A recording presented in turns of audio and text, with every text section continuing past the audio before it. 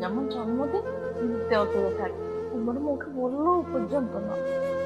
সবকিছু মনে আছে, অথচ আমার জন্মদিনটাই নেই।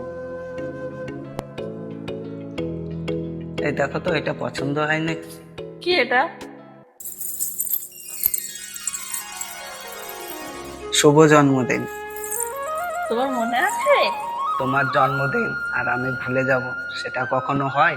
তাহলে তখন ওরকম কেন করলো? তখন তো আমি মজা করছিলাম। Fools like them, they suck me out and then they go.